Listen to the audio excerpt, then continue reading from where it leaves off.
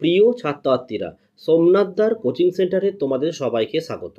আজকের ভিডিওতে থাকছে তোমাদের মাধ্যমিক 2025 জিওগ্রাফি 100খানা 1 নম্বরের প্রশ্ন এবং উত্তর সহ আলোচনা। গতকাল তোমাদের ইতিহাস পরীক্ষার আমি 125টা কিন্তু 1 নম্বরের প্রশ্ন দিয়েছিলাম। সেই 125 থেকে প্রায় 6 থেকে 7টা প্রশ্ন কিন্তু কমন এসেছিল। জিওগ্রাফিতে কিন্তু আমার মনে হয় যে 5-6টা নয়, আরও বেশি কমন প্রশ্ন কিন্তু এই 100 থেকে আসবে। তাই অবশ্যই তোমরা প্রশ্নগুলো একবার রিভাইজ করে নাও।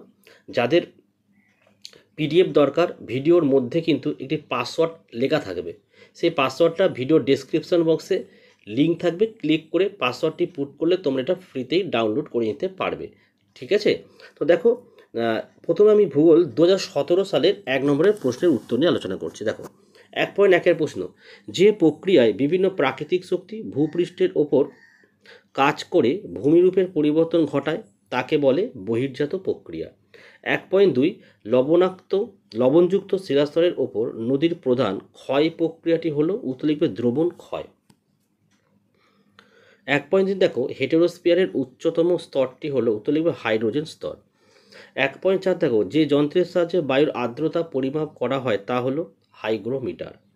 1.5, এল নিনোর প্রভাব দেখা যায়, কি লিখবে প্রশান্ত মহাসাগরে। 1.6, পৃথিবী থেকে চাঁদের দূরত্ব যখন সবচেয়ে কম তখন যে জোয়ারের সৃষ্টি হয় তাকে বলে পেরিজি জোয়ার। 1.7, বর্জ্য ব্যবস্থাপনার পদ্ধতিগুলি হলো, তো এখানে যেহেতু এমসিকিউ ছিল সবগুলোই প্রযোজ্য সেটা লেখা হয়েছে এখানে। 1.8, ভারতের নবীনতম রাজ্যটি হলো তেলেঙ্গানা। 1.9, উত্তর পশ্চিম ভারতে গ্রীষ্মকালে যে ধূলিঝড় দেখা যায় তা হলো আঁধি। 1.10, ভারতে মৃত্তিকা সংরক্ষণে গৃহীত একটি পদ্ধতি হলো ফালি চাষ। 1.11, ভারতে জোয়ার উৎপাদনের প্রথম স্থান অধিকারী রাজ্যটি হলো মহারাষ্ট্র। 1.12, ভারতের সিলিকন ভ্যালি বলা হয় উত্তর লিখবে বেঙ্গালুরুকে। 1.13, ভারতের দীর্ঘতম জাতীয় সড়কটি হলো 7 নম্বর জাতীয় সড়ক। 1.14 দেখো, 15x15 অক্ষাংশ ও দ্রাঘিমাগত বিস্তারের ভূ বৈচিত্র্য সূচক মানচিত্রের সংখ্যাসূচক স্কেল হলো উত্তরে 1:50,000। 1.15 দেখে নাও, বিভিন্ন ধরনের বহির্জাত শক্তির দ্বারা ভূমিভাগের সমতলীকরণ ঘটলে তাকে বলা হয় কি পর্যায়ন বলে। শূন্যস্থান পূরণ আসবে কিন্তু। 1.16, হিমবাহ ও জলধারা বাহিত নুড়ি বালি কাঁকড় ইত্যাদি সঞ্চিত হয়ে দীর্ঘ সংকীর্ণ আঁকাবাঁকা শৈলশিলার মতো ভূমিরূপকে কি বলা হয় স্কার বলা হয়। 1.17, কোনো স্থানের উষ্ণতা বৃষ্টিপাত লেখচিত্রে উষ্ণতার রেখাটি বৎসরের মধ্যভাগে নিম্নমুখী হলে স্থানটি দক্ষিণ গোলার্ধে অবস্থিত হবে। 1.18, পৃথিবীর কেন্দ্রমুখী বলের প্রভাবে গৌণ জোয়ার সৃষ্টি হয়। 1.17, যে কোনো স্থানের উষ্ণতা বৃষ্টিপাত লেখচিত্রে উষ্ণতার রেখাটি বৎসরের মধ্যভাগে নিম্নমুখী হলে স্থানটি দক্ষিণ গোলার্ধে অবস্থিত হবে। 1.18, পৃথিবীর কেন্দ্র বহির্মুখী বলের প্রভাবে গৌণ জোয়ারের সৃষ্টি হয়। 1.19, শীততাপ নিয়ন্ত্রণ যন্ত্র এয়ার কন্ডিশনার ব্যবহারের ফলে বায়ুমণ্ডলে ক্লোরোফ্লোরোকার্বন সিএফসি গ্যাস নির্গত হয়। 1.20, দেবপ্রয়াগে ভাগীরথী ও অলকানন্দা শূন্যস্থান পূরণ কিন্তু অলকানন্দা নদীর মিলনে গঙ্গা নদীর সৃষ্টি হয়েছে। 1.21, কোয়েম্বাটোরের শহরকে দক্ষিণ ভারতের ম্যানচেস্টার বলা হয়, উত্তর লিপি কোয়েম্বাটোর, শূন্যস্থান পূরণ কিন্তু। এবার আমরা 2018 দেখে নেব। 1.1 দেখো, শুষ্ক অঞ্চলে গিরিখাতকে বলা হয় লিখবে ক্যানিয়ন। 1.2, পাখির পায়ের মতো আকৃতির বদ্বীপ গঠিত হয়েছে মিসিসিপি মিসৌরির মোহনায়। 1.3 দেখো, উল্কাপিণ্ড পুড়ে ছাই হয় নিম্নলিখিত স্তরে লিখবে মেসোস্ফিয়ারে। 1.4, মার্কিন যুক্তরাষ্ট্রে পৃথিবীর সর্বাপেক্ষা বিধ্বংসী ঘূর্ণিঝড় টর্নেডোকে এই নামেও ডাকা হয়, কি লিখবে টুইস্টার। 1.5, শীতল ল্যাব্রাডর স্রোত এবং উষ্ণ উপসাগরীয় স্রোত মিলিত হয়ে ঘন কুয়াশা ও ঝড়ঝঞ্ঝার সৃষ্টি করে যে উপকূল অঞ্চলে তা হলো নিউ ফাউন্ডল্যান্ড উপকূল। 1.6, মরাকোটালে সব সময় চন্দ্র ও সূর্য পৃথিবীর সাপেক্ষে নিম্নলিখিত কোণ অবস্থান করে লিখবে 90 ডিগ্রি কোণে। 1.7 দেখো, নিম্নলিখিত বর্জ্য পদার্থটি জৈব অভঙ্গুর বর্জ্য লিখবে প্লাস্টিক বর্জ্য। 1.8, নিম্নলিখিত রাজ্য ভেঙে তেলেঙ্গানা রাজ্যের সৃষ্টি হয় লিখবে অন্ধ্রপ্রদেশ। 1.9 দেখো, শিবালিক হিমালয়ের পাদদেশীয় অঞ্চলে ক্ষুদ্র ক্ষুদ্র শিলাখণ্ড সঞ্চিত হয়ে যে সমভূমি গঠিত হয়েছে তাকে বলে ভাবর। 1.10 ভারতের একটি লবণাক্ত হ্রদের উদাহরণ হলো প্যাংগং হ্রদ। 1.11 ল্যাটেরাইট মৃত্তিকা দেখা যায় নিম্নলিখিত অঞ্চল থেকে পশ্চিমঘাট পর্বতের পশ্চিম ঢালে। 1.12 গম হলো একটি রবি শস্য। 1.13 উত্তরে শ্রীনগর থেকে দক্ষিণে কন্যাকুমারীকে যুক্ত করার জন্য দ্রুতগামী সড়ক যোগাযোগ পরিকল্পনার নাম দেওয়া হয়েছে উত্তর দক্ষিণ করিডোর। 1.14 ভারত থেকে প্রেরিত কৃত্রিম উপগ্রহ হলো IRS। 1.15 তুরস্কের মিয়েন্ড্রস নদীর নাম অনুসারে নদীতে সৃষ্ট বাঁক মেন্ডা নামে পরিচিত। 1.16 হিমবাহ পৃষ্ঠে আড়াআড়ি ও সমান্তরাল ফাটলগুলিকে কি বলা হয়? ক্রেভাস বলা হয়। 1.17 বায়ুমণ্ডলের উচ্চতা বৃদ্ধির সঙ্গে উচ্চতা বৃদ্ধি পাওয়াকে কি বলা হয়? বৈপরীত্য উত্তাপ। 1.18 ভরা কোটালের সময় সমুদ্রের জল প্রবল যোগে মোহনা দিয়ে নদীতে প্রবেশ করে, একে কি বলা হয়? বানডাকা বলা হয়। 1.19 যে সকল বর্জ্য বিয়োজিত হয়ে জল, মাটি ও বাতাসের সঙ্গে মিশে যায় তাকে কি বলা হয়? জীব বিশ্লেষ্য বর্জ্য বলে। 1.20 দেখো শিলং পাহাড় মেঘালয় মালভূমির সর্বোচ্চ অংশ। 1.21 2011 খ্রিস্টাব্দের আদমশুমারি অনুসারে ভারতে সাক্ষরতার হার কত? 74.04%। আচ্ছা, এবারে আমরা চলে আসবো 2019-এ। চলো 2019-এর 1.1 এটা হচ্ছে যে প্রক্রিয়া ভূপৃষ্ঠের উচ্চতা বৃদ্ধি পায় তাকে বলা হয় আরোহণ প্রক্রিয়া। 1.2 পার্বত্য হিমবাহের পৃষ্ঠদেশে সৃষ্ট গভীর ফাটলগুলিকে বলে ক্রেভাস। 1.3 বার্ষিক উষ্ণতার প্রসার সবচেয়ে কম থাকে, লিখবে নিরক্ষীয় জলবায়ু অঞ্চলে। 1.4 ফ্রান্সের রোন নদীর উপত্যকায় প্রবাহিত শীতল স্থানীয় বায়ুকে বলে কি মিস্ট্রাল বলা হয়। 1.5 দেখো উষ্ণ সমুদ্র স্রোত ও শীতল সমুদ্র স্রোত যে স্থানে মিলিত হয় তাকে বলা হয় হিমপ্রাচীর। 1.6 পৃথিবী ও চাঁদের মধ্যে দূরত্ব সর্বাধিক হলে তাকে বলা হয় অ্যাপোজি। 1.7 মানব শরীরে দূষিত জল থেকে সৃষ্টি হয় আমাশয়। 1.8 ভারতের রাজ্য পুনর্গঠনের মূল ভিত্তি ছিল ভাষা। 1.9 গঙ্গা নদীর উৎস হল গঙ্গোত্রী হিমবাহ। 1.10 ভারতের বৃহত্তম বহুমুখী নদী পরিকল্পনা হলো ভাকরা নাঙ্গাল। 1.11 ভারতের হেক্টর প্রতি ধান উৎপাদনে প্রথম স্থান অধিকারী রাজ্য হচ্ছে কি পাঞ্জাব। 1.12 লৌহ ইস্পাত শিল্পের প্রয়োজনীয় কাঁচামাল হলো সবগুলি প্রযোজ্য হবে। 1.13 2011 খ্রিস্টাব্দের আদমশুমারি অনুসারে ভারতের মহানগরের সংখ্যা হলো 53টি।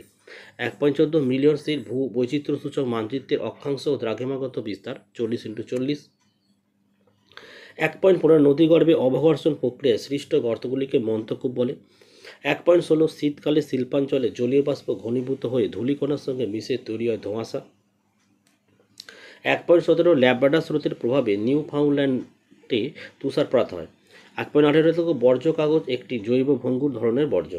1.19 ক্রান্তীয় পূবালি জেট বায়ু, যেটা মৌসুমি বায়ুকে ভারতে আসতে বাধ্য করে। আর 1.20 দেখো ভারতের মূল ভূখণ্ডের দক্ষিণতম অংশকে কন্যাকুমারীকে অন্তরী। 1.21 দেখো মুম্বাই ভারতের সর্বাধিক জনবহুল শহর। আচ্ছা, এবারে আমরা চলে আসবো 2020। 1.1 যে প্রক্রিয়ায় অভিকর্ষের টানে উচ্চভূমির ঢাল বরাবর মাটি ও শিলাস্তর নেমে আসে তাকে বলা হয় পুঞ্জিক্ষয় প্রক্রিয়া হবে। ঠিক আছে, চলো 1.2 মরু সমপ্রায় ভূমিতে কঠিন শিলা গঠিত কিছু অনুচ্চ পাহাড় অবশিষ্টাংশ ভূমিরূপ হিসাবে থেকে যায়, সেটা হচ্ছে ইনসেলবার্জ। 1.3 দেখো অশ্ব অক্ষাংশ অবস্থিত উপক্রান্তীয় উচ্চচাপ বলয়ে। 1.4 দিন রাতের তাপমাত্রার পার্থক্য সবচেয়ে বেশি দেখা যায়, লিখবে উষ্ণ মরু জলবায়ু অঞ্চলে। 1.5 দেখো সমুদ্র স্রোত সৃষ্টি নির্ভর করে সবকটি প্রযোজ্য হবে, এটা যেহেতু MCQ ছিল। 1.6 দেখো কোনো স্থানে জোয়ার ও ভাটার প্রকৃত ব্যবধান কত? প্রায় 6 ঘন্টারও বেশি। 1.7 দেখো যানবাহনের কার্বন কণা নির্গমন রোধের জন্য ব্যবহার করা হয় স্ক্রাবার। 1.8 ভারতের প্রায় মাঝখান দিয়ে যে অক্ষরেখা বিস্তৃত হয়েছে তা হলো কর্কটক্রান্তি রেখা। 1.9 গোদাবরী ও কৃষ্ণা নদীর বদ্বীপে মাঝে অবস্থিত হ্রদের নাম হলো কোলেরু হ্রদ। 1.10 ভারতের সর্বাধিক জলসেচ করা হয় যে পদ্ধতিতে, সেটি হলো কূপ ও নলকূপ। 1.11 ভারতের পশ্চিমী ঝঞ্ঝা দেখা যায়, লিখবে শীতকালে। 1.12 সামুদ্রিক লবণাক্ত বাতাস প্রয়োজন হয় ইকু চাষে। 1.13 পশ্চিমবঙ্গে পেট্রোকেমিক্যাল শিল্পকেন্দ্র অবস্থিত হয় হলদিয়ায়। 1.14 দেখো এটা টপোগ্রাফিক্যাল মানচিত্রে সমোন্নতি রেখা অঙ্কন করা হয় যে রং দিয়ে তা হলো বাদামি। 1.15 আবহবিকার ও ক্ষয়কার্যের ক্ষয়কার্যের ফলে সৃষ্ট ভূমির পরিবর্তন প্রক্রিয়া বলা হচ্ছে নগ্নীভবন। 1.16 দেখো মরু অঞ্চলে বায়ুর অপসারণ কার্যের ফলে মরু উদ্যান সৃষ্টি হয়। 1.17 বায়ু চাপের তাল তল হবে, তল বৃদ্ধি পেলে বায়ুর গতিবেগ বৃদ্ধি পায়। 1.18 দেখো সমুদ্রের শীতল জল মেরু অঞ্চল থেকে আন্ত স্রোত রূপে নিরক্ষীয় অঞ্চলের দিকে প্রবাহিত হয়। 1.19 ভারতের দীর্ঘতম জাতীয় সড়কপথ হল NH44। 1.20 ভারতীয় মহাকাশ গবেষণা সংস্থা বেঙ্গালুরুতে অবস্থিত। 1.21 হচ্ছে বৈদ্যুতিন বর্জ্যকে সংক্ষেপে বলা হয় ই বর্জ্য। চলো নেক্সট চলে আসছে আমাদের 2022-21 পরীক্ষা হয়নি। 1.1 যে প্রক্রিয়া ভূমির উচ্চতা হ্রাস পায় তাকে বলে অবরোহণ। 1.2 দেখো দুটি নদী অববাহিকার মধ্যবর্তী উচ্চভূমিকে বলা হয় কি জলবিভাজিকা। হিমবাহ সৃষ্ট হ্রদ হলো কুড়ি হ্রদ। 1.4 হচ্ছে বায়ুর সঞ্চয়ের ফলে গঠিত সমভূমিকে বলা হয় লোয়েস। 1.5 সাহারা মরুভূমির লবণাক্ত হ্রদগুলিকে বলে ধান্দ। 1.6 কেন্দ্রশাসিত অঞ্চল লাদাখ পৃথিবী পৃথক করা হয়েছে জম্মু ও কাশ্মীর। 1.7 শিবালিক ও অব হিমালয়ের মধ্যে অবস্থিত উপত্যকাকে বলা হয় দুন হবে এটা। 1.8 দেখো ভারতের সর্ববৃহৎ নদী পরিকল্পনা হলো ভাকরা নাঙ্গাল। 1.9 মৌসুমি বিস্ফোরণের প্রথম দেখা যায় কেরালে। 1.10 যে অঞ্চলে চন্দন গাছ জন্মায় তা হলো ক্রান্তীয় পর্ণমোচী উদ্ভিদ। 1.11 ভারতের কেন্দ্রীয় কফি গবেষণাগার অবস্থিত চিকাম গালুরে। 1.12 পশ্চিমবঙ্গের সর্বাধিক গুরুত্বপূর্ণ তথ্য প্রযুক্তি শিল্পকেন্দ্র হলো খড়গপুরে। 1.13 ভারতের আদমশুমারি অনুযায়ী একটি শহরের ন্যূনতম জনসংখ্যা হলো 5,000। 1.14 ভারতের বৃহত্তম বন্দর শহর হলো মুম্বাই। 1.15 নীল নদের বদ্বীপ ধনুক আকৃতির।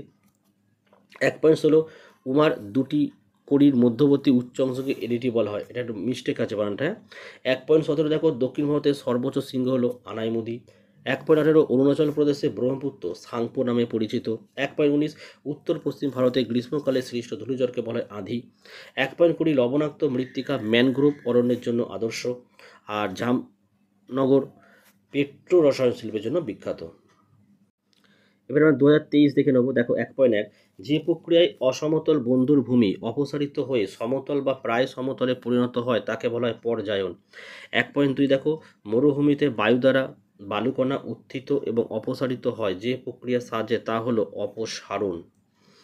1.3 দেখো সমুদ্রপৃষ্ঠে বায়ুর গড় চাপ হলো 1013.2 মিলিবার। 1.4 দেখো নিরক্ষীয় জলবায়ু অঞ্চলে বৃষ্টিপাত ঘটে সারা বছর ব্যাপী। 1.5 দেখো এল নিনোর প্রভাবে দেখা যায় আটলান্টিক মহাসাগর। 1.6 দেখো কোনো স্থানের মুখ্য ঝড় এবং গৌণ ঝড়ের মধ্যে সময়ের পার্থক্য হলো 12 ঘন্টা 26 মিনিট। 1.7 নিম্নলিখিতগুলির মধ্যে বিষাক্ত বর্জ্য হলো পারদ। 1.8 বর্তমানে ভারতের অঙ্গরাজ্যের মোট সংখ্যা হলো 28টি।